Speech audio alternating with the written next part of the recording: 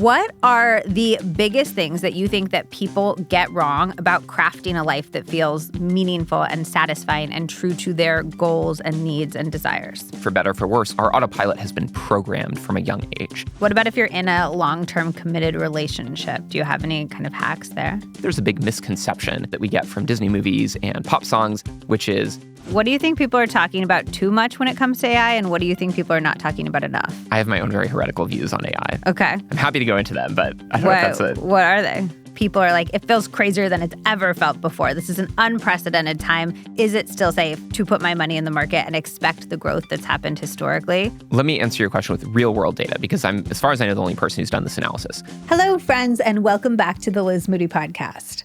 I know you guys love Little Hacks episodes. I love Little Hacks episodes, and this one is packed with juicy tidbits that you will not hear anywhere else. These are tiny habits that will uplevel your relationships, your conversations, your networking skills, the way that you manage your time. We talk about how to get rich, how to talk to people with different political viewpoints, how to know what truly matters to us, and we are grounding all of this in pragmatic action steps that you can take today. These are little tweaks that will change how you view yourself and the world. And also stay tuned, because this episode probably has the most comforting perspective that I have ever heard if you're feeling like the world is getting more chaotic and scary and it is stressing you out. Our guest today is Raffi Grinberg. He is the executive director of Dialogue, and he's the co-founder of the Constructive Dialogue Institute, which he started with the Jonathan Haidt, yes, the one who wrote The Anxious Generation. Raffi created the wildly popular Adulting 101 course at Boston College, and then he wrote his book, How to Be a Grown-Up, based on that course. And that book was selected by Oprah as one of the best books for college graduates. He's also just one of the best thinkers that I know. He has a way of viewing things really differently than other people might, and his tips are incredibly outside of what you might normally hear, and his work is just really helpful, whether you are 22 or 102 or somewhere in between. Raffi, welcome to the podcast. Great to be here. I am so excited. I was so impressed by the amount of tips, tricks, techniques in this book that I had not heard before, because I feel like I've read so many books at this point. I've taken in so much information, but there was so much in here that I didn't know as a 38-year-old woman. So let's just kick it off with, what are the biggest things that you think that people get wrong about crafting a life that feels meaningful and satisfying and true to their goals and needs and desires? There's a famous line from Viktor Frankl that I'm going to botch. And so my goal is not to quote it accurately. My goal is to paraphrase it. But basically says, a lot of people ask, what do I want out of life? And really the question should be, what does life want out of you? And I think that encapsulates a big trap that people can fall into when they're trying to build meaning into their life, of basically trying to find the meaning. Like, meaning is not something you find. Meaning is something that exists. And I think that's true in two senses. One is you can create it out of what you're doing. And the second is it's intrinsic, right? Either you believe that the world has meaning or you believe that the world is meaningless. And as long as you believe it has meaning, your actions are intrinsically meaningful. That's interesting. So you think the thing that people get wrong is searching for meaning, essentially? I'll try to put it another way and see if this helps elucidate it, because maybe I wasn't super clear. Some people say, I want to add more meaning into my life. And for me, the better question is, how do you build your life around the things that have meaning? And so you can say, well, I already have my life. My life is my spouse, my kids, my job, whatever, and I want to add more meaning to it. It's kind of like this metaphor, right, with the rocks in a jar. If you start with the really tiny pebbles and then you fill up the jar most of the way, you can't fit the big rocks in there, the big rocks being meaning.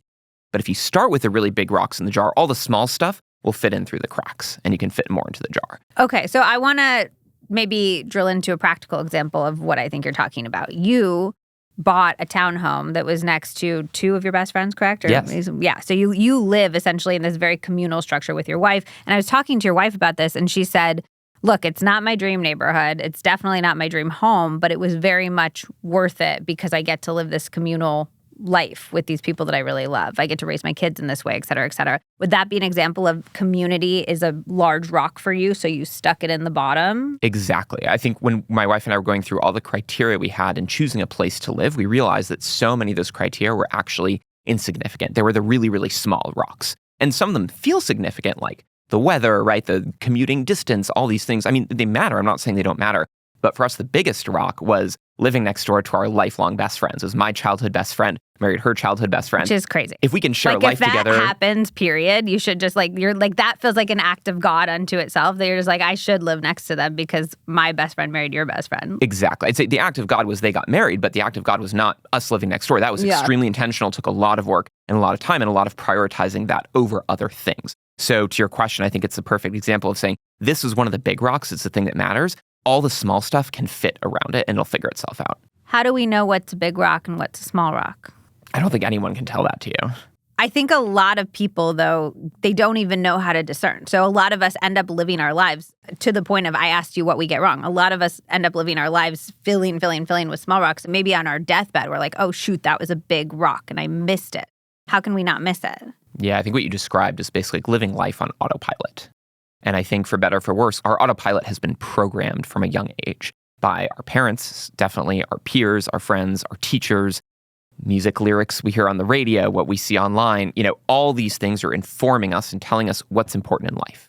And you see someone really successful, you think they look happy, like that might be important. Your parents give you some definition of success that's role modeled based on what they did or what they didn't do and they wish they had done. And that creates this autopilot that, unless you're very consciously breaking out of, is dictating how you live every single day. And I think a lot of people fall into this trap where they wake up when they're 40-something and they realize, I never made any of these choices myself. I kind of just followed along, right? Like went along with things. And now I'm married to someone. I might have kids, might not have kids. I have this job, but it's not something you really felt like you chose.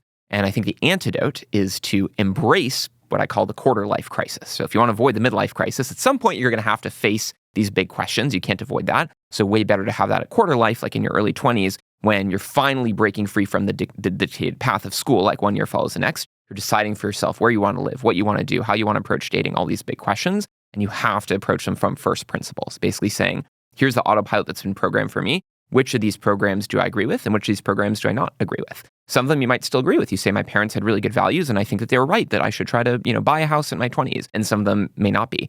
And by the way, your answers can certainly change over time. So it's not like once you make these decisions, they stick with you for the rest of your life. Presumably, you're revising them frequently. Yeah, I love the Google Doc exercise. Actually, I will say first, if you're listening, you're like, wait, I'm not in my early 20s, but I feel like I'm on autopilot and I don't like that feeling. You can do this at any age. Like you can definitely do this in your 30s, your 40s, your 50s, or 60s, or 70s. Like it's never too late for it. But can you kind of share specifically that Google Doc exercise you have at the beginning of the book?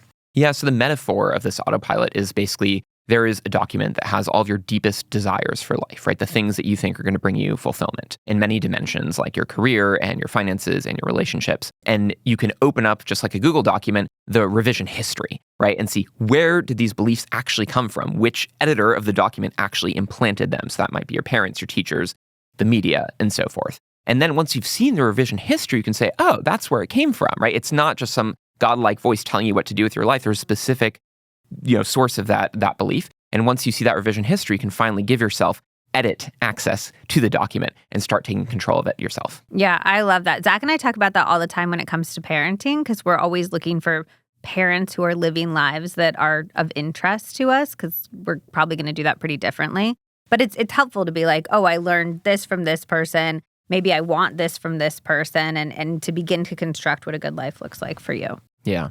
The other thing that I want to talk about from the communal living situation is the sacrifice component, because I do think that's really important. I think a lot of us are like, oh yeah, I want to live communally, but we're trying to figure out how to do it in the place with the good weather, in our dream home, all these things. We know these things require sacrifice, but we don't act like they actually do in reality. How do we know what sacrifices are worth it?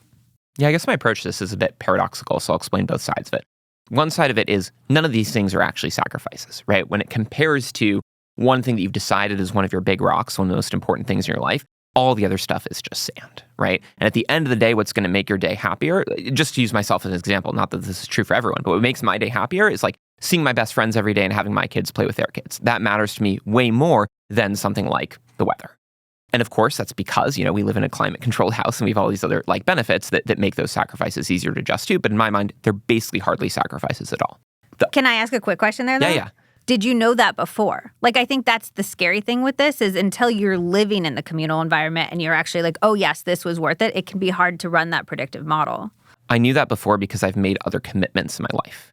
And I think commitment is like a habit that you can form, right? And the more that you make commitments, the more you learn how to do it. And so in this case, I think I'd learned from my experiences making previous commitments, such as getting married, having children, that you kind of have to jump into it like with both feet first, and you're making what you feel like are sacrifices. But at the end of the day, if you have made the choice intentionally, you think it's the right choice, then it absolutely pays off. Okay, so then paradoxically, those are sacrifices, and you certainly have to be aware of them, right? And it would be naive to say, I'm not giving up anything to make this big choice. And I think that's true of basically any commitment. When you get married, you're closing the door, presumably, to all other possible relationships that you could have. And so that's the paradox of like, yes, I'm making this massive sacrifice of losing all my optionality or losing all these other pieces of sand, these small things that can make my life better. And all those things pale in comparison to the benefits of the commitment. And so I think the way that you square the circle, resolve the paradox, I love paradoxes, by the way. Hopefully we'll do more of them. I think in this case, one of the ways you can square the circle is by saying it's actually by virtue of the fact that you're giving up on all those things that the commitment becomes worth it. Right? One of the benefits of marriage is that you aren't leaving the door open. You're not constantly turning your head the other way to look at every possible other dating partner that you could have. And you're saying there's benefit not only in being with this person for my whole life, but in having made that choice and having given up on everything else that makes the relationship better. It preserves my time, my headspace, and so forth, and has intrinsic meaning. Are there any other life hacks for romantic relationships that you really love? Yes, there's so many. I noticed a bit of cognitive dissonance as a lot of people said that they want to end up in a long-term relationship, right? They want to end up either married or kind of like having a long-term partner. But they don't necessarily want to be there in their 20s. And so they might say, this is what I want, but then they live their life in a way that's actually not getting them there. And every time their relationship might be becoming serious or they have the potential to start dating someone who's like, quote unquote, marriage material, they shy away from it. I think that cognitive dissonance, whenever you see that, it's a good opportunity to sort of zoom in and be like, in what ways are you now living your life not intentionally? And so I think one of the, the discussions I've had with those students in the past, one of the outcomes of those discussions is dating intentionally is a really important way of getting to my desired outcome. If you want to end up with a long-term partner, you're going to have to find that person. And you might get super lucky. And as soon as you turn 30, you're like, now I found them. That happens to some people, and that's great, but not most people. Most people, it takes a lot of trial and error, many years of dating the wrong person and so forth to learn who you're compatible with and to actually just find that person. And if that's something you say you want, start doing it now and start treating it with the level of urgency that it demands. Like a lot of people will say the most important thing in their entire life is their life partner. And so if that's the most important thing in your entire life, it's more important than your job. And do you think people often act like their job is more important? I think most people do. How so? I think we've been conditioned, like we meaning, this very specific group of people in the specific time and place in history have been conditioned to see like career is the most important thing. And this is not to downplay the benefit of career. I have 2 chapters on career. I think it's extremely important to be intentional about the career. However, the downside of saying, especially when you're like 20 something of like, I'm going to, make this sacrifice for this job that I want, even though it's making me break up with or become long distance with my boyfriend or girlfriend or giving me much more limited dating options because I'm in the middle of nowhere for a few years, whatever it is. Again, in some cases, that trade-off might be worth it. It's up to the individual person, but a lot of cases it may not be because you may be thinking, oh, having this first job that's really good is the most important thing. But sometimes it's actually being in a position where I can date really well is the most important thing. Oh, that's interesting. Okay, other ones. What about if you're in a long-term committed relationship? Do you have any kind of hacks there? Yeah, I think that there's a big misconception that we get from Disney movies and pop songs, which is the relationship becoming solid is the end of the story, right? And so Cinderella gets married, the end. They lived happily ever after. There's actually 2 sequels. And unfortunately, I've seen them with my children. And this is one of the crazy things to me about Disney Plus is they put Cinderella, like timeless classic, right next to Cinderella 2 and 3. It's like, which one should we watch? 1, 2, or 3. I'm like, one of these is one of the best movies of all time, and the other 2 are like, direct to DVD bad. garbage. Yeah. Exactly. Okay, so maybe Cinderella is a terrible example, but I think the happily ever after is definitely a lie. There's no such thing as happily ever after. It requires constant work and effort and intentionality. And so the, sort of getting to that level of commitment, I think is a huge milestone. People should certainly celebrate it. That is why we have things like weddings, and that's amazing. But then the real work begins, and the work of how do you build a lifelong relationship that's good for both people. How do you do it? Well, one of my favorite pieces of advice that I got from my grandfather, he was married to my grandmother. They were together at least for, I think, like almost 70 years. This advice does not apply to everyone, but I loved it. He said, your spouse is definitely going to annoy you for your entire life. They're always going to do things that annoy you. It's not possible to find someone who doesn't annoy you. So the key is to have a high tolerance for being annoyed. And I think the insight there is actually, a lot of it is about you, not the other person. It's about adjusting your own mindset, your own expectations to accommodate the other person. There's only so much you can change the other person, and a lot of it has to be about changing yourself. Oh, that's so interesting. So instead of like, why can't you stop chewing so loudly? It's like, how can I change my tolerance for loud chewing? Exactly. I have chosen someone who is perfect for me in every way except that she chews very loudly. And rather than being annoyed by that every single time and perseverating on it, why is that the case? Why God couldn't you have given me someone who doesn't chew loudly? Like, well, it was, first of all, worth the trade-off, and now how can I learn to live with it? Something that a lot of people struggle with is how much work they should be putting into relationships. Like, how do you know? Something I hear often in early relationships especially is like, it shouldn't be this much work this early on. Like, the work should come later. How do we know if the amount of work means this is not the right relationship for us versus the amount of work means that's what a relationship is? The question to ask yourself is, do I need this person to change in order to love them? Or do I want them to change because I love them? The former, right? In order for me to love this person, they need to change. I think you're placing all your bets on, like whatever it is, number 3 on the roulette table. It's like a very risky bet. It's very unlikely the person will change in exactly the way you want them to. And so for that being a precondition to love, often is a good sign that the relationship may not be worth investing in because it may not work out. But if you say, I really love this person, and because I love them, I can see the better person they're capable of being, and therefore I want them to, improve in some way, to me, that's a sign of love. Ooh, I love that. Are there any little like tactics or habits that you and your wife do to keep your relationship strong? We have a bunch of them. I can tell you my most recent find. Yeah, tell us. We're coming up with these all the time. But I recently read this book called The End of the Affair by Graham Greene. Have you read this book? Mm-mm. I would not recommend it. It wasn't a particularly good book. There's one thing that made me think, though. He's in a sort of self-destructive relationship where he keeps sabotaging it because of his own insecurity. And he has this realization. He realizes there's like a little demon sitting on his shoulder. And the demon is basically telling him to like start all these fights and arguments that he knows are going to end badly. And that's the self-sabotage thing. And he frames it in this perspective where he's like, well, if what God values most is love, then what the devil values most is the destruction of love. And so this demon on my shoulder, it's not just my insecurity, it's actually the embodiment of like anti-love. And it's actually this outside force that wants to destroy my relationship. And I think that's actually an amazing conception, because it externalizes it, right? It says, it's not just about me and my own bad tendencies. Everyone has their insecurities. Everyone has their tendencies towards self-sabotage. But you say, it's this other force that's coming in to destroy our relationship. It puts you and your partner on the same team. And so I love this idea, we call it the love demon, that we're on the same team against the love demon, or the anti-love demon. And so let's say we're in an argument, and in the moment I feel like so self-righteous, like I'm right, I have to win this argument. By winning the argument, I'm actually losing because it's eroding our love. And actually the thing to do in the argument is to give in, compromise, whatever is necessary to preserve the love. And by virtue of that, we're actually defeating the love demon. So it's kind of hacking this personality trait that myself and I think a lot of other type A people have, which is we want to win. And saying the way to win is not what you think it is. It's not to win against your spouse. It's to be on the same team as your spouse and defeat the anti-love demon. Oh, I love that. Okay, you said you have 1 million. Let's do one more. So we have another one, which we actually turned into a sign that we have in our bathroom to remind us. It says, more imp, less hobgoblin. So do you know the Ralph Waldo Emerson quote? It's something like, foolish consistency is the hobgoblin of small minds. Have you heard this? No. Okay, it's a famous quote, but actually it's what precedes the quote that gives it context. He's basically saying how most people behave very consistently because they don't want to upend someone else's expectations of how you act. And it's this weird innate thing that most humans have, myself included, where it's like I think someone else expects me to act a certain way, and so I act that way around them. Even subconsciously.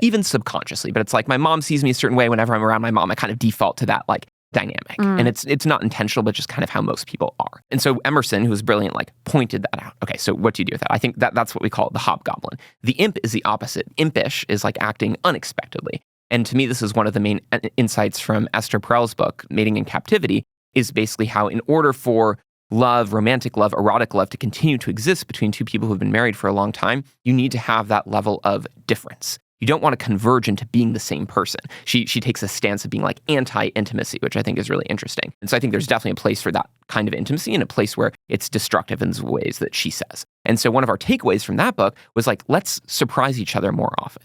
And it's not necessarily surprising each other for the sake of being like provocative or whatever. It's just like, there are certain things about me that you've never seen, even though we've been together for 15 years in the case of my wife and I. There's certain things that like I've just opinions I've never shared or ways I've acted that you've never seen. And so just because you've never seen them doesn't mean I shouldn't do them. In fact, it means I should do them because that's how love can thrive. So we say more imp, less hobgoblin. So is that something to be self-aware of? Are you consciously trying to surprise your wife? Or how does that look in practice? I think it's being aware of the times that the imp wants to break free. And my innate impulse, and I think most people's innate impulse, is to shut it down, to be the hobgoblin, right? And shut down and be like, oh, it'd be weird if I do this thing that like the other person just can't even fathom me doing. And then I realized like, oh, it wouldn't be weird. Not only would it not be weird, it'd be a good thing if I do that. Do you think it's good to consciously have that conversation with your partner? Because I can imagine a lot of people listening and they're like, God, I wish my partner would surprise me in some way. Like I feel like I know them inside and out, but maybe they wouldn't have that inclination. Yeah, I think the conversation is probably a good starting point. This is a different type of relationship, but this is one of my favorite tips in the book, which was you think we should have a define the relationship conversation with our parents. Tell me about that. The dynamic between you and your parents changes a lot when you reach the level of independence. When it goes from your parents are your caretaker, sort of responsible for you financially in every other way, to you're now on your own. It's a totally different relationship when you think about it. And suddenly it goes from your parents know what's best for you to maybe they don't know what's best for you all the time. The example I give is like when you're a little kid, your parents tell you to eat your vegetables because they know that it's going to make you healthy, even if in the moment you don't want to. And they're correct about that. This Venn diagram of what they think is best for you and what's actually best for you overlaps. But as you get older and older and as you become more and more independent, that Venn diagram separates more. What they think is best for you is not necessarily what's best for you. And there are a few reasons for that. One of them is you're independent, you're making your own choices. They don't have to see the consequences of those choices up front and close as they would if you were living together. And also, you've just had more time to grow into yourself. And you're now a different person than you were when you were little, and your parents actually don't know you as well as you now know yourself. And so I think it's safe to say when you're 3 years old, your parents know you better than you know yourself. When you're 23 years old, it's starting to be no longer the case. And I think that merits the define the relationship talk so you can acknowledge that up front, ask the series of questions that I outline in the book. So I give a whole framework of how to have this conversation in a way that's productive and not awkward or off-putting. But that's the first step in it. Can you share a few of those questions or how we can approach that conversation? I think it's always good to start with a positive. And so you can just ask, what is the thing you value most about our relationship? And now I want to share a thing I value most about our relationship. Let's start with that before we get into the criticisms. And then how would you go about the criticisms?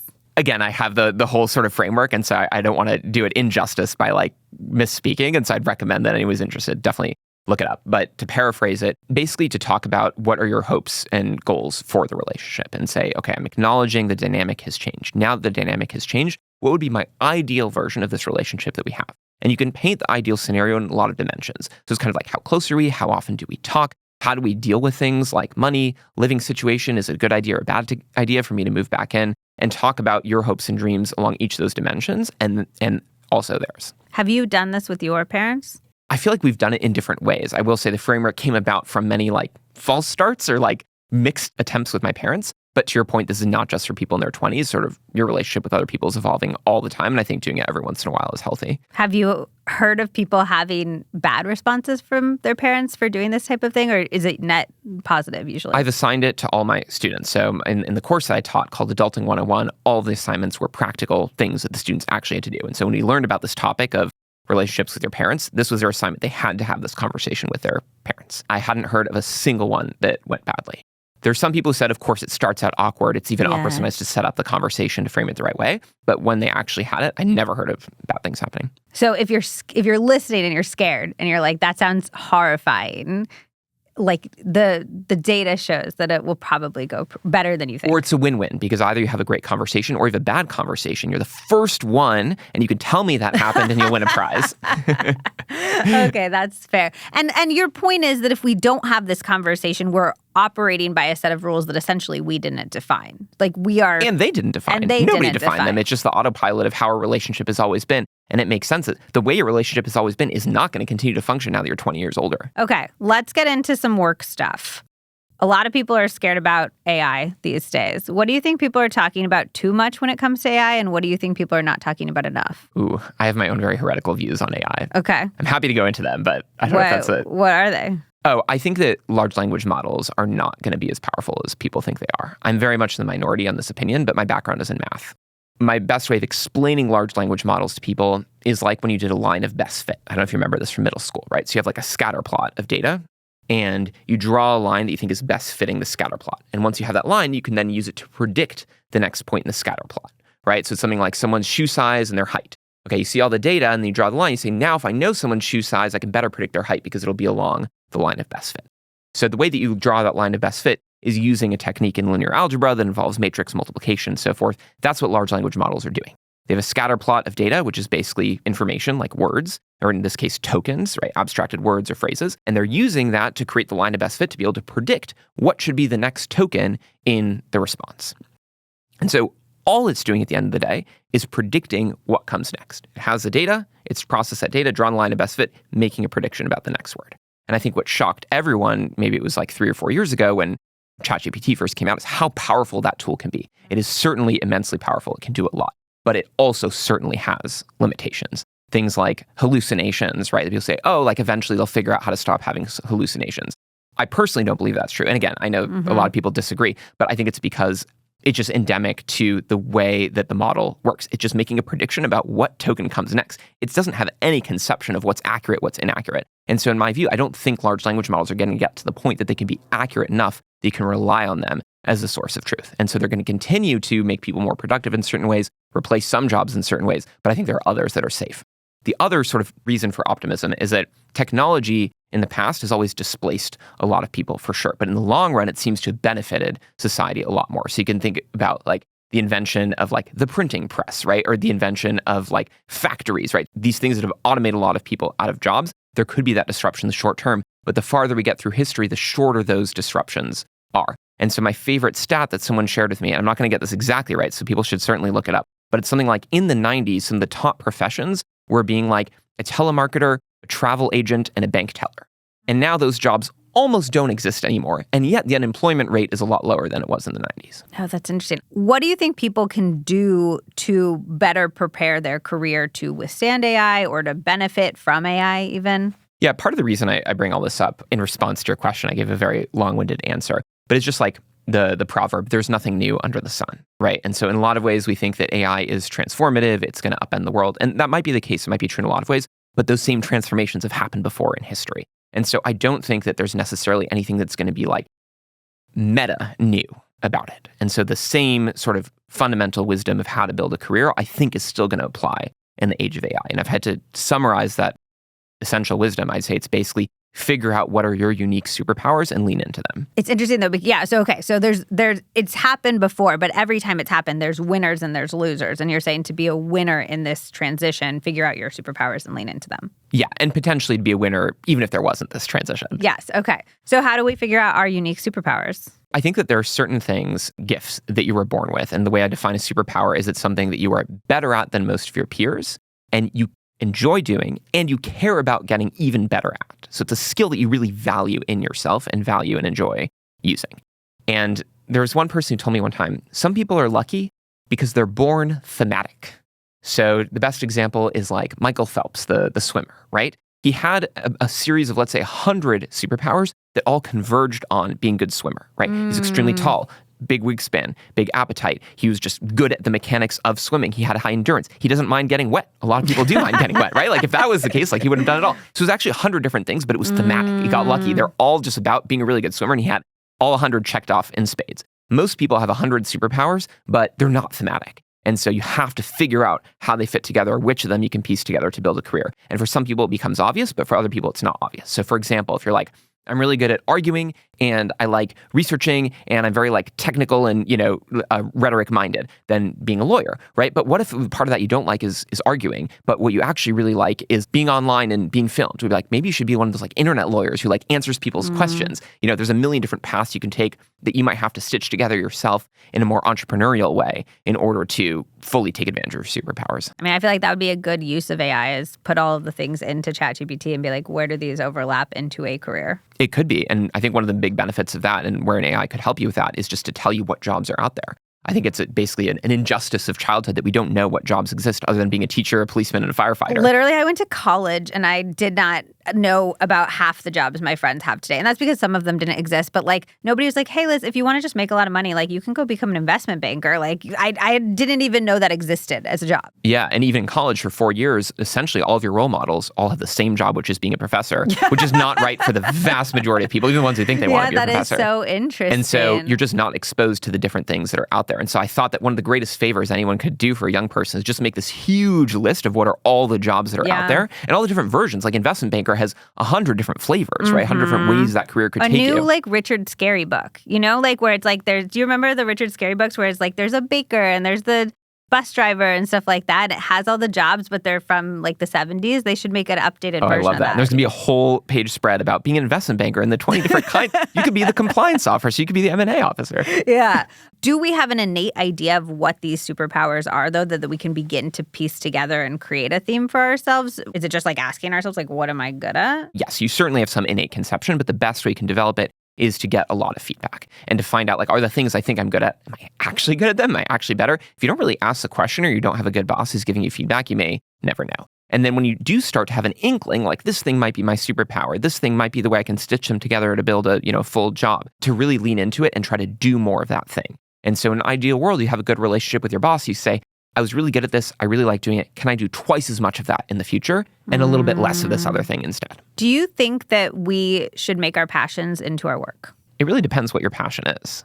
I think that there are some passions that by virtue of doing them for a living, they stop being a passion. You hear this a lot from people who are artistically minded. As soon as you rely on it for your income, it either deadens the pleasure from it or just makes it like extremely stressful. And so it might be better left as a passion. But there are other people for whom they say, like, I get to do what I love doing every single day, and that's the best thing ever. And so you wouldn't want to shy away from it. Have you turned your passions into your work? I think it's more complicated. I guess the story is more complicated. It really feels to me more like trying to figure out what are my disparate superpowers and trying to like Frankenstein them together into a job. And I will say, even the job that I have that I love, which is running this organization Dialogue, it doesn't fulfill all of my superpowers, all of my sort of like more creative or artistic sort of tendencies. And that's why I do other things like write on the side. And so I don't think it's necessarily that your one job has to do all of it. It's that your life, all encompassing, should ideally encompass as many of them as it can. Yeah, it reminds me of Simone Stolzof's work. Do you know him? Yeah. It's called The Good Enough Job. And he's like, here's your identity at work, but also a huge part of being a human is to form all of these other identities. So we're not so attached to just the one identity at work.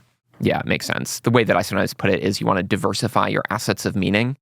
It's an investment joke, but it's basically like you wouldn't want to put all your, finances into like one stock. You want to have lots of different stocks. And so in this case in life, it would be if all of your meaning eggs are in the basket of like career and you have a bad day at work, you've had a bad day. But if you come home to a family that you love, it can actually still be a good day. Yeah. Yeah. And I think that work demands so much of people, especially these days. Just it seems like almost to keep your life afloat, you have to put so much into your job that it's hard to fill up those other meaning buckets. Yeah, I think that might be a misconception, actually, that it demands more of us than in the past. I think in most of history, work demanded a lot more of people than it does today. People were working all the time and just basically in order to survive. So why do people feel that way? I think that people don't know history. This is one of the most important things people can do is to just gain that sense of perspective of like how awful life was for thousands, maybe tens of thousands of years, and actually we're born at the uniquely best time in the entire history of the world. Say more on that, because I do think that a lot of people have a sense of like we are on a downward spiral. Everything's getting worse. This is a terrible time to be alive. A lot of people don't want to have children because they feel like it's a really cruel thing to bring children into this world. So you feel like we're in the best time of history. Talk more to that. I would love to dive into this, and I will caveat it by saying, as with a few other topics you've convinced me to speak about out loud, they're just my opinion. And I'd highly encourage other people to do their own research and come to their own conclusions and argue with me online because I would really enjoy that. In this case, I think we're living in the best time in history. So my favorite stats are in 1800, so just over 200 years ago, 1 in every 2 children would die by the age of 18, 50% of all children. Today, it's a tiny, tiny, tiny fraction of that.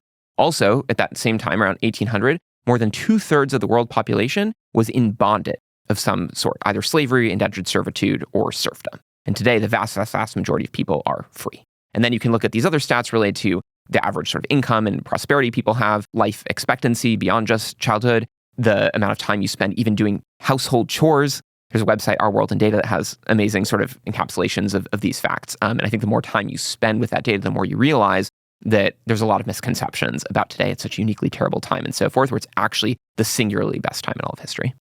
All right. What if we identify our superpowers and nobody wants to hire us for them? Then you can make your own job.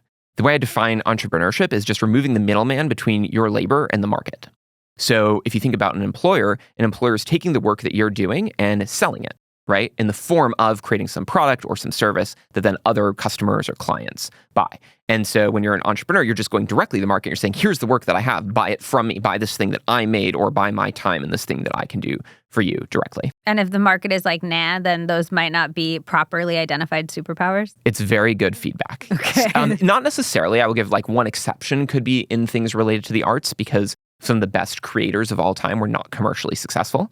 And so it depends what your goal is. If your goal is to make a living, you may not want to become a painter that everyone hates. But if your goal is to have paintings that endure, maybe you should make paintings that everyone hates.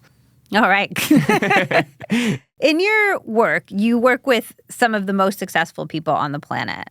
Are there any traits that you've noticed or things that they do differently that they have in common? I think there are definitely some. And I will caveat this by saying it's also a very specific subsection, because essentially I run a community and we get to handpick the people. And so we have very particular rules about who we pick. That's not only people who are successful, but people of this general attitude of being like open-minded and curious. And so it's not everyone. And so what I'm saying is not correlated with all of the world's elites. It's with like the ones that we like. But there are a few of these traits that they definitely have in common. And I would say one of them is this attitude that I would summarize as like, no regrets. It doesn't mean they don't learn from the past. It means they don't spend a lot of time dwelling on the past. Less time than anyone else I've seen, right? Which is, I can look at my past actions and say, I made the best decision I made with the information I had at the time. And I can acknowledge it ended up not working out. And therefore, I wouldn't decide again the same way if I was faced with the same decision. But I don't necessarily think I made a bad decision. Given what I knew at the time, I did the best that I could. And so I don't have this regret in the sense, if only my life were different. It's a different kind of regret where it's like, oh, I should have known that. And next time I'll try to know it. I love that. I imagine that would make one much more able to take risks in the future, too, if they have that mindset. And I think it's about having a healthy relationship with your past self and your future self. I'll try to explain this more. I think that if you're very hard on your past self, it's hard to have a good relationship with your future self. Because if you say, oh, back then I was so dumb, I didn't know anything, like, shame on me, then you're subconsciously saying my future self is going to say that about me now. And then it's going to set you up in this way where you're like constantly trying to prove yourself to your future self of like not being stupid, even though the whole journey of life is like making these mistakes and learning. And so if you can say like my past self, I would have made decisions differently now, but I couldn't have made a different decision at the time because that's just who I was back then. And so I acknowledge the mistake, but I also acknowledge that like I was doing a really good job in other ways. You're like, oh, like I'm pretty happy with who I was and I'm happy with the ways I've grown. And in the future, I'll look back and be happy with who I was now. Oh, I love that so much. It's something I've had to learn in my own business is that wasting money or making financial mistakes is not an exception to the rule. It's like part of growing a business. And so when it happens, as it does more frequently than I would like, that is part of what it costs to play. Like that is not me messing up necessarily, even though I can learn things from the times where it happens, but it is what it is to be an entrepreneur is to have these financial pitfalls. Exactly. Yeah. And to use, my own personal example, I ended up deciding eventually that management consulting was not for me long-term. It didn't fit my superpowers and to become an entrepreneur. And so I turned down business school. I even had scholarship and everything. And I quit actually 2 weeks before it started. So I lost my deposit and everything. And I spent 2 years and eventually got to the point that I was running out of money and I had to raise money. And so I started a whole fundraising thing. And do you know how much money I raised? How much? $0. So I learned that I have some set of superpowers in some ways is suited to being a CEO, in other ways is not suited to being a CEO, at least of this kind of startup, where it's like I was not good at fundraising at all. Maybe I would be in the future because I've certainly learned things from that experience, but it was definitely a lesson I couldn't have learned if I hadn't tried that. What do you think that people get wrong about building wealth? There's a misconception here as well, that being rich means being able to afford X, Y, and Z that only the top like 0.01% of people can afford. I think that, at least in my conception, being rich is being able to afford the lifestyle that makes you comfortable. And the problem is that our bar for that has grown higher and higher. And so, again, I'll use sort of history and like paraphrase it very generally, but like in the past, you lived in like a neighborhood and a community, and you might have been trying to keep up with the Joneses, but at least the Joneses were like in your neighborhood and their lifestyle was like theoretically attainable. Now keeping up with the Joneses means like the most rich person you've ever seen who you're exposed to on social media all the time, or the most rich, influencers, whatever, whoever you're following and exposed to. And so it creates this level that's completely unattainable and also is not correlated with happiness. Like the very richest people like do not seem like they have good lives at all for many reasons. And so it might be that part of becoming rich is actually lowering the bar for what you define as rich. Oh, that's really interesting. Okay, and then if we go pragmatically, so you have a whole thing about like pay your taxes, invest in the market. You wrote something in the book that I thought was like the best argument for investing that I'd ever seen. It hit me like a ton of bricks. Unless you invest, you will probably not have enough money to live on during retirement. For a lot of people, they're like, why would that be the case? Like, I'm saving, I have a good job, blah, blah, blah. But like, why do we need to invest to have enough money to retire? Well, a lot of people rely on Social Security, and Social Security actually can't pay all their bills when they're older. It's actually a relatively small amount of money and will probably become smaller over time. We don't even know what's going to happen to it. In order to retire in the first place, retirement is, by the way, like a very modern luxury. It didn't exist for most of human history. Speaking of living in the best time in history. Exactly. But it's presuming you want to retire and presuming you want to fund your own retirement as opposed to having children or grandchildren take care of you, which also used to be the model, then you have to save a lot of money. But the good news is you don't have to save as much as you think you do because of the power of investment. And so investment basically just means saving money in a way that earns you more money over time. So if you ever put money in a bank, you've invested because it's earned you interest, but there are obviously much better investments than banks, such as the stock market, which I go into detail in the book and explain how that works and how to do it. The sort of general takeaway is that you can expect that your money will grow by about 10% per year on average in the long term. And so by the time you retire, let's say it's 40 years from now, it'll multiply something like 40 times. I feel like I know what you're going to say to this, but I have a lot of financial experts on the show, and over they kind of reassure us like why, even though stuff feels a little crazy, we should still be putting our money into the market. I feel like right now, people are like, it feels crazier than it's ever felt before. This is an unprecedented time. Is it still safe to put my money in the market and expect the growth that's happened historically? What would you say to that? Let me answer your question with real world data, because I'm, as far as I know, the only person who's done this analysis of going back through 150 years of stock market history and looking at the expected growth rate based on the time that you put your money in. So you could say something like, okay, today's particularly crazy. There's like the tariffs and whatever else is going on, or it might be on the verge of a recession. Who knows? Let's say you put your money into the stock market on the eve of the Great Depression. And so that was something like 1929, 1930. I'm sorry, I don't remember the exact year. And then you withdrew it 40 years later. It actually would have grown on average by about 5% per year. Obviously, the first few years, it totally tanked and lost most of its value. But if you kept it for that full 40 years, it would have grown. And so to me, the question is not what's happening with the market day to day, even year to year, even over the course of 5 years. It's specifically for money you're putting away for retirement, what happens to it over those long time periods. And the one I zoom in on the book is 30 years. So if you don't touch your money for 30 years, the worst it can do is grow by about 6% per year on average, and the best it can do is grow by about 11% per year on average. Historically, though, like what would you say to somebody who says, yeah, but different, like it could be different this time? Yeah, it certainly could be. And so I can't guarantee it. I also need to give this like a huge like asterisk. Like this is not financial advice. I'm not a financial advisor. If you sue me, I have nothing to offer you. You won't get much. It's definitely true. It's based on historical data and past. This is not necessarily a guarantee of the future. That is definitely true. However, what I would say is that the 150 years of data includes the Great Depression, World War I, World War II, 9/11, you name it, whatever's happened that time. And so it certainly is possible that some historical event will happen soon that's unlike any of those things. World War III will happen. It'll be even worse than the other world wars.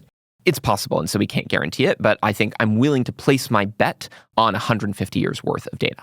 I'm a lot less willing to place my bet on like 5 years worth of data, which is what most investment funds will market to, being like, oh, we beat the market for 5 years. And that, based on many studies, is no indicator of future performance. What would you say to people who think we're living in unprecedented times? Every time is precedented. That's actually, it's funny you should say this because like my new pet peeve is that word, unprecedented. I think every single thing has a precedent. It's like a meme online though. Like people are like, I'm ready for precedented times. Like I'm so tired of living in these unprecedented times. So people feel that way. Yeah, what would you say to them? One example, and this is a field I used to work in, is related to political polarization. So I started a nonprofit, which is now called the Constructive Dialogue Institute, with Caroline Mell and Jonathan Haidt. And Jonathan Haidt has since done a lot of work on smartphones, which we've talked about a little bit. Part of what we were trying to do was trying to reduce political polarization by teaching people the skills they need to have better conversations, which in some ways is a lost art. And a lot of people make this argument like political polarization is in the United States is worse than it's ever been.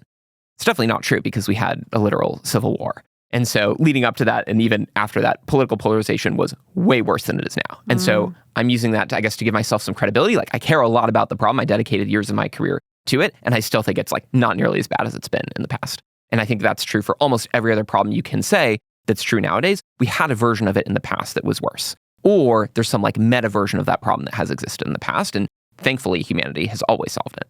What is a life skill that you learned recently that you were like, wow, this is a life skill that's a game changer? One that I learned recently is around better communication, specifically being able to appeal to people's, the term is the elephant, like someone's emotional side of their brain before appealing to their rational side of their brain. So being the type of person I am who loves to debate and argue, and I see it as like fun and sport, I've come to recognize, embarrassingly recently, that that is not the case for everyone. And for a lot of people, when they are disagreed with, or especially one of their important views is challenged, even if it's in a sort of congenial intellectual way, it can still be very threatening and the response can be very emotional. And so I think what I've learned to do is to try to ease into it, to use a lot more empathy, and to try to signal in a certain way that in these conversations, we're actually on the same side. You're not on side A, I'm not on side B, and we're trying to see who's right or who's going to win the debate. It's more like we're on the same side of trying to discover the truth, or at the very least, trying to discover each other's opinions and what we really believe. And the way we can get there is by being curious about each other. How do you do that specifically? Because I think about there's a lot of people out there who are trying to have political conversations right now. They might have different viewpoints, and it just ends in a stalemate. It ends in frustration. So in practice, what does that look like? I'll say two things. First of all, I think it's okay if it ends in a stalemate. Maybe not frustration, which is the other term used, but I don't think that it's necessary that every one of these conversations, let's say a political disagreement, ends with finding common ground. That's like the cliche. I don't think it's necessary to find common ground. I think that the goal, at least for me, is to learn more about what the other person thinks. If I think A and you think B, and I walk away from the conversation being even more firmly rooted in A than I was before, I think you're even more wrong than we started the conversation. It's not necessarily a bad thing. It doesn't mean it was a bad conversation, because now I might believe my own opinion even more for better reasons, because I really understand your viewpoint. That goes back to what I was going to say in terms of how to do that practically. Just reframe the purpose of the conversation. I think you can do that very explicitly. Just say, my purpose in this conversation is to understand why you believe what you believe. And I hope that once we do that, you'd also be interested to learn why I believe what I believe. Interesting. There's a lot of people, particularly politically, who say these days, you know, I can get on board with people having different viewpoints, but not people who are sort of morally bankrupt or whose values really differ from my own. Is there advice that you would give them to have conversations with people who disagree with them? Yes, those people are morally bankrupt themselves. No. I think that one of the issues with discourse today is that the Overton window, so the window of acceptable viewpoints, has become narrower and narrower. And so I think there's a misconception that there's more polarization because people have even more extreme viewpoints. I actually don't think that's the case. I think people don't have more extreme viewpoints than necessarily other times in the past. It's just what we label an extreme viewpoint has gotten narrower and narrower, which is actually an excuse. It's like a shorthand to dismiss other people's views. Because if you can say their views are extreme, or to use the phrase you used, morally bankrupt, then it gives you an excuse to not engage with them. And so I think to people who are quick to label other people extreme, one thing that could be helpful is to just, again, reframe that and say, what do I stand to learn from this person? I would have dinner personally with anyone in the world, doesn't matter, because I could always learn something from them. At the very least, even if I thought they were totally wrong or even evil, why they have these evil viewpoints, where they come from. What would you say to somebody who would say, this person's viewpoints hurt me or hurt the people that I love? A viewpoint cannot hurt you. Do you think that it can? I'm curious why you think that. I'm curious why you think a viewpoint can hurt somebody. I know other people believe it too. I just want to reason I don't through know. it. No, I honestly haven't thought about it that much. But I think that, you know, a viewpoint leads to a vote, which leads to people having power, which leads to laws happening that do hurt people. So I would say that there seems to be a pretty concrete chain between I believe this and these are the things that manifest in the world. And when people are being hurt by the things that manifest in the world, it can feel like, oh, if your belief contributed to that, that's hurtful to me. And why should I try to even understand your perspective? Got it. That's a very good explanation. One of the psychological insights that I tried to elucidate a lot in the book is an idea that comes from cognitive behavioral therapy, but also comes from Stoicism and Buddhism, which is our emotions come from our thoughts. And so it's these intuitive automatic thoughts we have that give rise to most of the emotions that we feel. And so when we say something like a viewpoint hurts me, it's often, maybe not always, but often because the other person says something that gives you these thoughts that then make your emotions flare up, right? Like this person is evil because he thinks abortion is good or he thinks abortion is bad. And I have my own associations with that. And so it's really not the other person's viewpoint that's hurting you. It's your own thoughts in response to the viewpoint that are making you feel that feeling of distress. And I think that through some very basic techniques, you can overcome that distress. And if you do, not only will you be a less distressed and therefore happier person, but also you will benefit more from these conversations because you'll be learning new things all the time. I think it's totally fine to feel passionately about these things. And maybe it's even a hallmark of, being a righteous person that you feel passionately about them because you think that the direct implication of what you're saying is on someone's life and it's going to make their life better or worse. And so my opinion would be, if that's the case, how much more important is it then that we get this issue right? If I think that it's really going to impact people's lives and potentially even lead to the deaths or the flourishing of so many people, I really want to make sure that Each of us can come to a conclusion that we think is right. And I think it's very, very unlikely that you're right about the issue. I think it's very unlikely I'm right about the issue. It's just so unlikely one person in the world is correct about 100% of topics, especially the most important topics in the world that have been debated for thousands of years. And the only way that we can get our own opinions closer to the truth is by having those conversations with other people. And so the more that you care about the topic, the more it makes sense you'd want to engage with your critics, the people who disagree with you, the people whose viewpoints you think are harmful, because that's going to make sure that you are getting closer to the correct viewpoint. Is there any way to protect one's emotions in that? Because I think that a lot of people feel like they have a sense of obligation to have these conversations, but it also feels exhausting and defeating and just like a lot. How do we deal with that? You definitely don't have an obligation to have those conversations. Nobody does. I think even the word obligation itself evokes this worldview that it's like there are things you should do, you shouldn't do. And, cognitive behavioral therapy, one of the main, things you should avoid is should. Exactly. I can understand the sense of obligation from a moral perspective of, I want to persuade somebody. I think that their viewpoint is harmful. And so it's really a question just for each person to decide which conversations are worth engaging in. And not all conversations are worth engaging in. I mentioned, just by way of a personal opinion, I would have dinner with everyone, but that's not everyone's cup of tea. And if having dinner with a certain type of person would give you so much distress that it outweighs what you would learn or what you would teach the other person, it's absolutely not worth it. The proverbial crazy uncle at Thanksgiving sometimes might be worth engaging with because you can learn something, but sometimes you might just be so drunk that there's absolutely no point to it. Do you think the criteria should be not, I want to persuade this person, I have an obligation to persuade this person because I am right and my values are right, but do I think I can learn something from this person? That's absolutely what I think, right, is the key question, is that curiosity. Also might be worth noting for the people who are eager to persuade, you can almost never persuade someone about an important topic in the course of one conversation.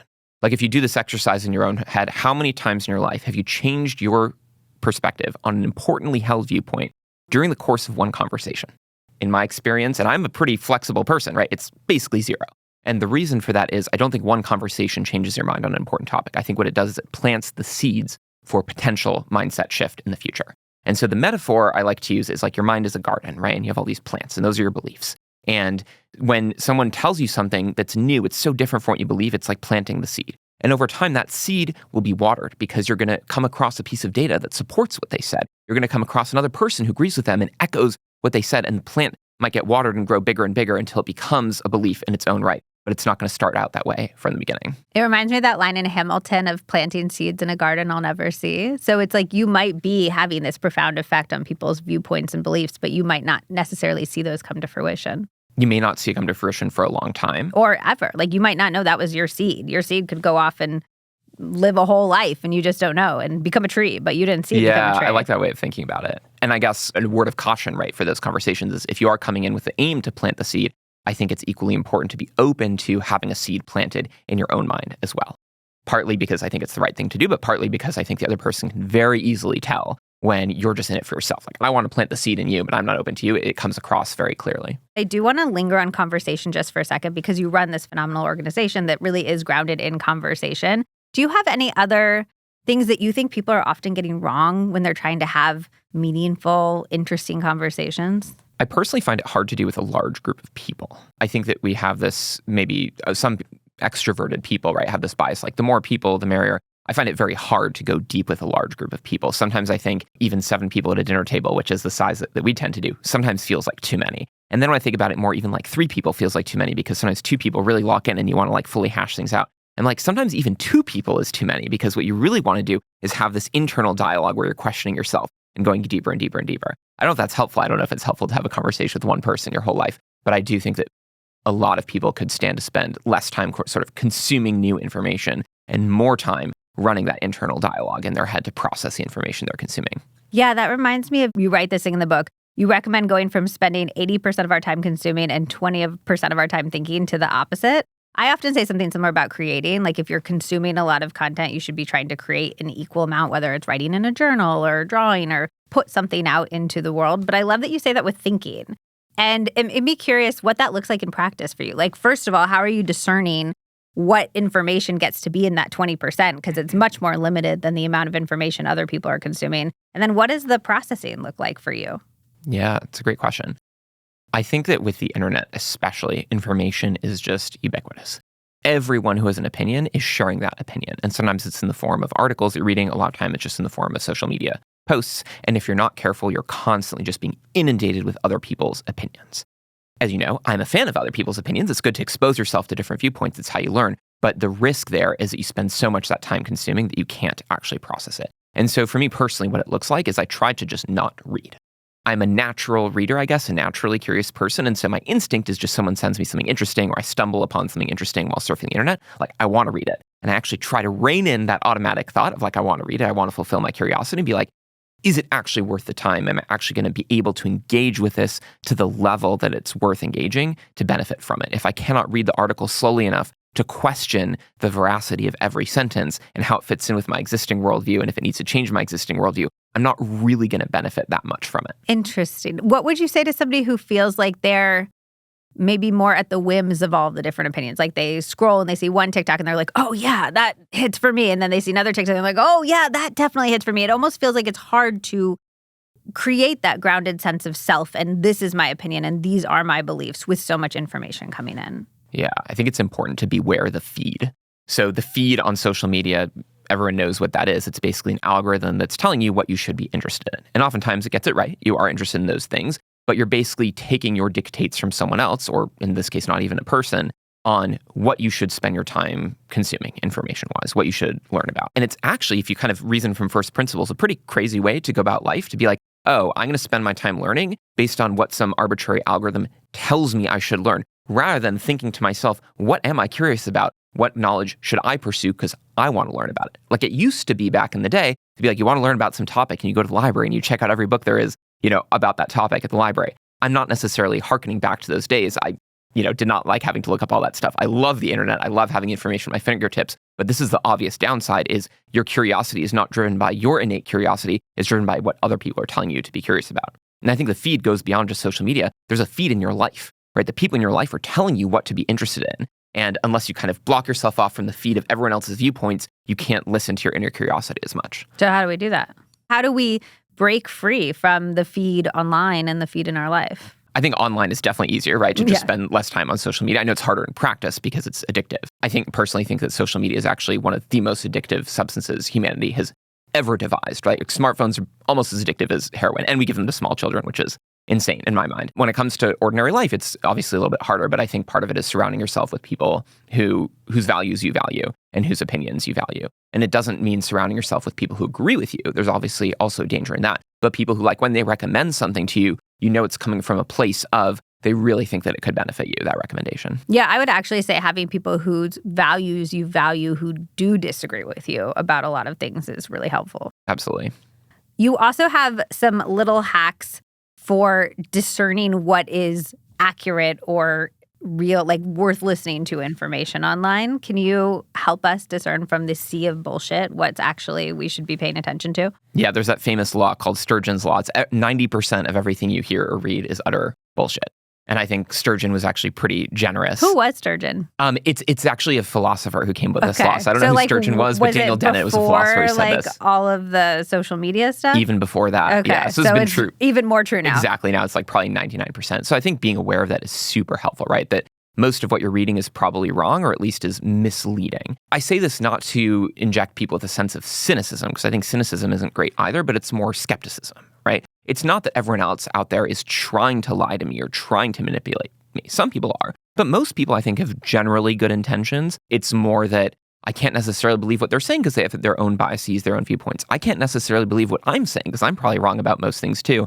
And so that healthy level of skepticism of like, just filter what you're consuming, try to consume less of it, try to reflect upon it more, think about it more, triangulate it more with other perspectives that you've seen to try to arrive at the truth, have that inner dialogue, have a dialogue with one other person. Those are all methods of, I think, like honing in. Is there a quick way to hone in, though, on whether like a source is trustworthy? Because I feel like people don't have very much time. They hear a fact, it sounds plausible. They're like, okay, that makes sense to me, and move on. And people aren't having time to like go seek out the original source and figure out if it is verified by other sources, et cetera, et cetera. My favorite downside of the internet is also my favorite upside. So the famous downside is like there's confirmation bias. And let's say you believe that like abortion is wrong and you Google why is abortion wrong, you will find 10 things that absolutely confirm your worldview. And that's the danger of the internet. But that's also the biggest upside. You can just search the opposite of what you think and you'll get the 10 best written, best argued things that disagree with you. And so that's a hack I often use is if I think something is right or if I've come across a fact, just Google why it's wrong. And then I'll read the top sources who are arguing why it's wrong, and I'll see if they convince me or not. Do you not just end up in the middle on everything because there's like a strong argument to be made for either side? Oh, definitely not. I think that, if you've been doing this for long enough, you can pretty quickly like have your own sort of sense of information and worldview to basically have that bullshit detector be a little bit more sensitive. A little bit more honed in. Okay. Going back into career, can you share one great networking tip? For me, I improved a lot at networking and enjoyed a lot more when I reframed what I thought of as networking. I used to think of it as this very like, you have to like go and meet people and shake their hands and exchange business cards. And I'm more naturally introverted. And so I really don't like that. But instead, I realized networking can just be following my natural curiosity. I am really curious about people and especially about their careers. And as soon as I realized I have to figure out what I want to do with my career for the rest of my life, I better talk to a lot of people who have a lot of different jobs and find out what it is that they do. And so the tactic that I adopted that I later taught my students is basically come up with 5 like dream jobs, at least that sound like they could be dream jobs. Look up people who have those jobs, reach out to them, try to have a conversation with them. And I include in the book tips on how to make that conversation actually happen, how to do successful outreach. And when you have the conversation, ask them and find out, does it actually still sound like a dream job now that you're learning about what it's like day to day? And if it does, then learn from them, how did they get to where they are? What credentials did they need? What kinds of experiences did they need to have first on their resume to get there? And then you can ask them, given all that, who are 2 other people I should talk to?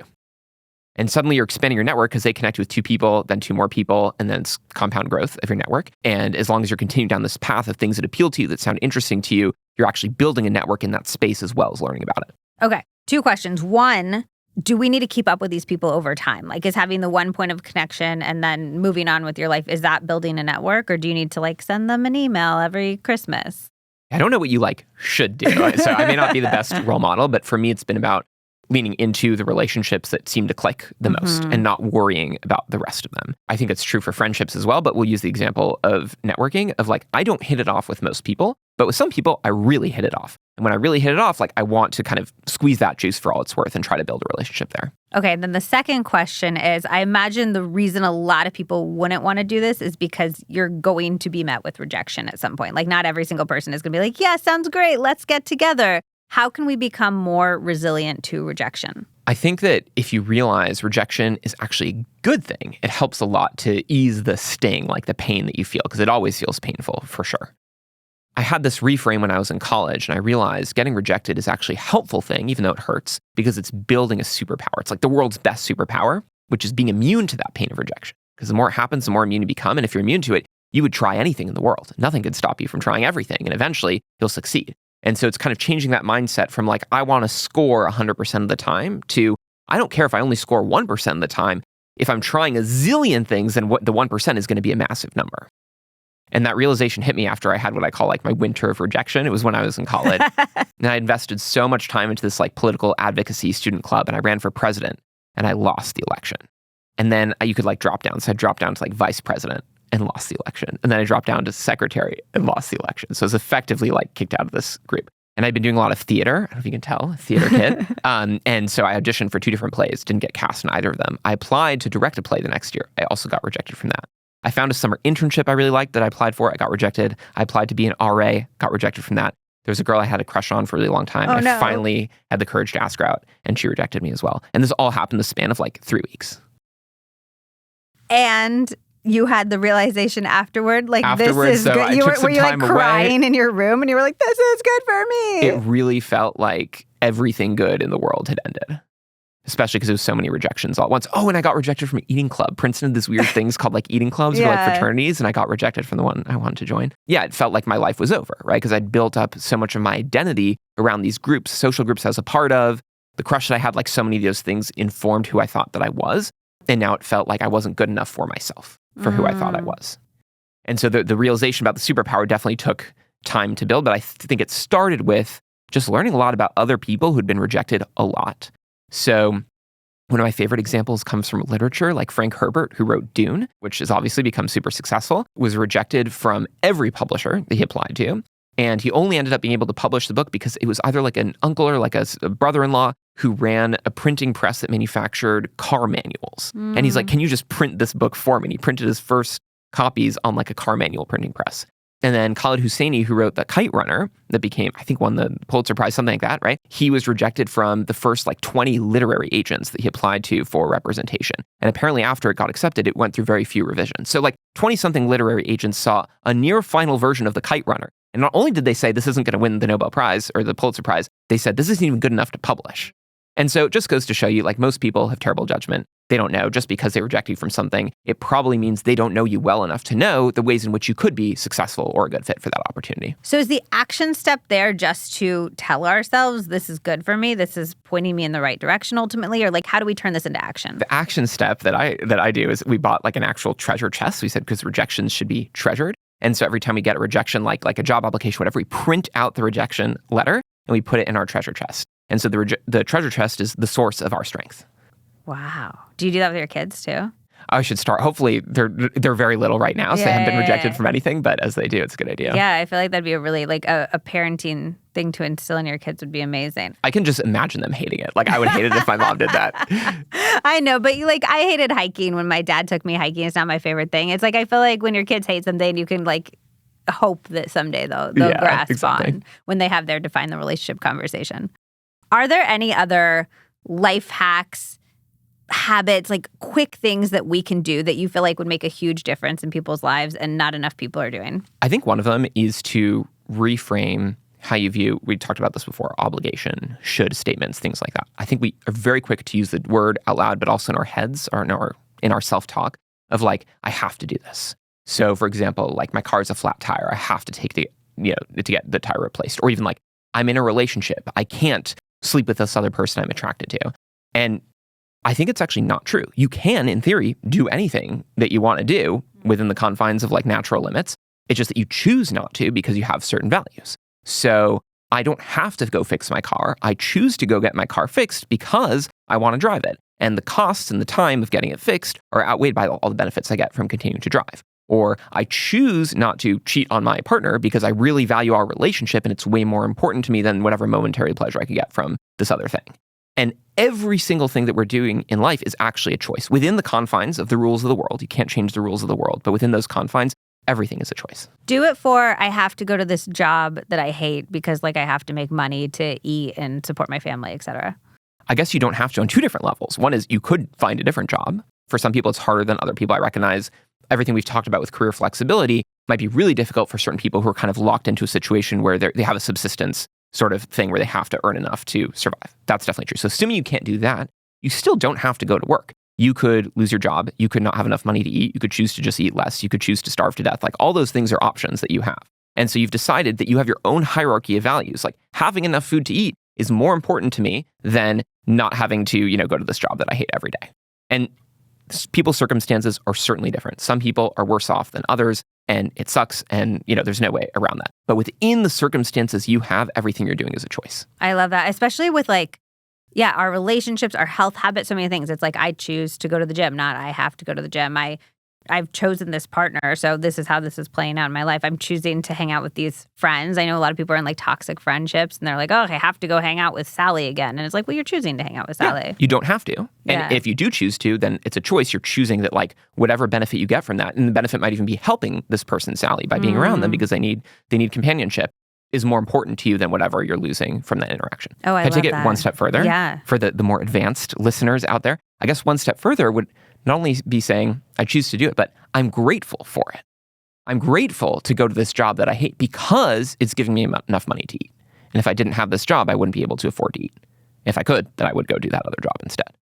Similarly, I'm grateful, for the opportunity, to be in this relationship, even though it's closing off all these doors. I guess ties back to what we said earlier. Closing off those doors is actually a good thing that makes our relationship better. I would also say another advanced step is you're finding out about your own values as you're doing this. As you're making these choices are showing you things about your own values that might not even be evident to yourself. And you can certainly change your mind. And actually, to your earliest question about how you go through this exercise of figuring out what you value, a lot of it is just through the real world experience of facing these choices. Once you realize these things are choices, you might realize, actually, I don't want to make this choice anymore. I want to change. I want to sell my car. I don't want to take it to the repair shop. Let me just get rid of it because it's more of a pain than it's worth. Another example that I like to give is when you get bills in the mail. So your Wi-Fi bill, your electricity bill. Most people are ugh, another bill. It's annoying because you have to lose money and you have to go through the sort of work of paying it.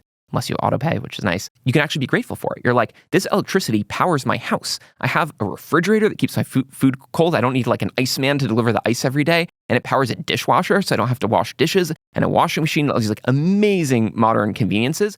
Paying my electricity bill is like the best moment of the month. It's like I'm paying for the best luxury that anyone could have ever had. Oh, I love that. Can you leave us with just one homework assignment, something that anybody could do the second they turn off this podcast that would have a noticeable positive impact on their lives? I would go back to the thing around networking, because I think no matter what stage of your career you're in, you can always benefit from learning more about other careers and finding things that are more in line with your superpowers. And so I would say just write down 3 dream jobs that come to mind. It could even be people you know or people you know of. Like, this person is a job that seems amazing. And just write them down. And then the next step is go on LinkedIn and search people who have jobs like that and then try reaching out to them. And if they reject you, you put it in your treasure chest. Exactly. Can you tell us a little bit in your own words about your beautiful book? So I mentioned I used to teach this course at Boston College that I created called Adulting 101. It was basically everything that I wish I learned in school that I didn't, because the realization hit me after I graduated that 99% of what I learned in school had no relevance to the real world and has not served me at all in my life. But there's so many things I do need to know to have a better life that I never learned, and I've learned the hard way. And so that was the impetus behind the course. And so I taught it for multiple years, and I would survey the students and find out not only kind of what was their satisfaction with it, but 1 year, 2 years, 3 years after the course ended, when they were in the real world after senior year, what is it that they learned that resonated with them, that's been helpful to them? What is it that they learned that was actually wrong that I should fix? And so I've actually refined the curriculum and what ended up becoming the book based on those real world experiences of the students. And so we think this is a very refined version of kind of what 20-something-year-olds need to know right now. And so with the book itself, I mean, I mentioned, I run an organization, I have a job that I love.